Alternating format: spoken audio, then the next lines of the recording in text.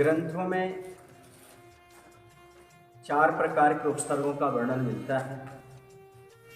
त्रेंचकृत उपसर्ग जो मुनि राजों पर उपसर्ग होते हैं, आपत्ति आती है। त्रेंचकृत उपसर्ग, मनुष्यकृत उपसर्ग, देवकृत उपसर्ग और प्रकृतिकृत उपसर्ग। प्रकृतिकृत का अर्थ है कहीं वृक्ष का टूट जाना, हवा पानी आदि का तेज चलना, ये सब प्राकृतिक आपदाओं पर जो उनके माध्यम से उपसर्ग होता है वो प्रकृतिकृत कहलाता है। तो आज हम कहानी सुना रहे हैं देवकृत उपसर्ग को सहन करके मुनि महाराज समता परिणाम से कैसा अपना आत्मकल्याण कर लेते हैं। तो भारत देश के अंतर्गत एक इलावर्धनपुरी नाम की नगरी थी। वहाँ पर राजा जितशत्रु राज्य करते थे।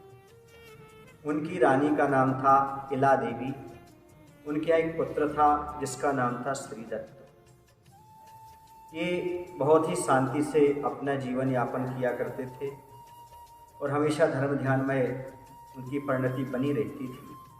धीरे धीरे जो श्रीदत्त था वह बड़ा हुआ और अयोध्या नगर के जो राजा थे अंशुमान, उनकी राजकुमारी थी अंशुमति, उसके साथ श्रीदत्त का विवाह हुआ।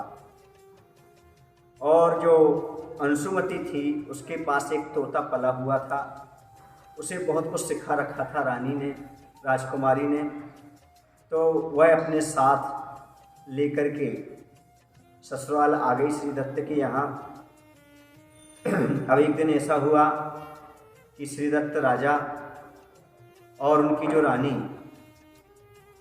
अंशुमति दोनों कुछ खेल खेल रहे थे, जिसे आप चौपड़ आदि खेल कहते हैं। तो खेलते खेलते निर्णायक बना दिया तोते को और तोते के सामने ब्लैक बोर्ड रख दिया और उससे कहा तू अपने पैर के पंजे से गोल बनाते जाना, रेखा खींचते जाना, जो जीतता है उसके लिए एक रेखा खींचते चले जाना। उस तोते ने हाँ कहा और खेल शुरू हुआ। जब रानी जीतती थी तब भी वह रेखा खींचता था, जब राजा जीतता था तब भी वह रेखा खींचता था।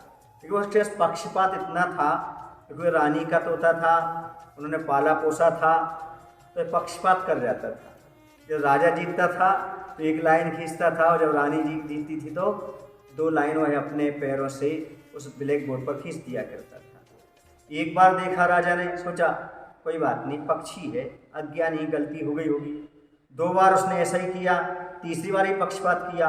राजा की गुस्सा जानते हैं आप, राजा को क्रोध आ गया और राजा ने गुस्से में उसकी गर्दन मरोड़ी और गर्दन मरोड़ते हुए मर गया। वह मर करके व्यंत्रदेव हो गया। और जब व्यंत्रदेव हुआ, यहाँ पर समय बीतता गया और समय बीतते ऐसा हुआ कि जो राजा श्रीदत्त था वह एक दिन अपने महल की छत पर खड़ा हुआ, प्रकृति की निराली छटा को निहार रहा था कि एक बादल का टुकड़ा आया और अचानक वह गायब हो गया। यह देख कर के उसे लगा कि ऐसा ही हमारा नश्वर जीवन है, कब मृत्यु रूपी हवा इस हमारे जीवन रूपी बादल को ढह दे, कोई भरोसा नहीं होता। अभी तक हम संसार में फंसे हुए हैं, विषय भोग में लगे हुए हैं।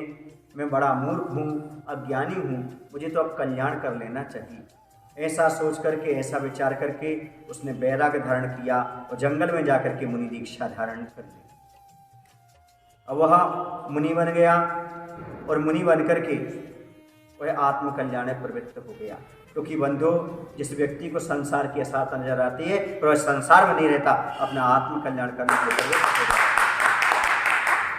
और जब वह अपने ध्यान में थे और समय था शीत ऋतु का, बहुत ही ठंडी पड़ रही थी, तो वहीं पर जो व्यंत्रदेव बना था वह व्यंत्रदेव आ गया, जो कि पूर्व पर्याय में तोता था।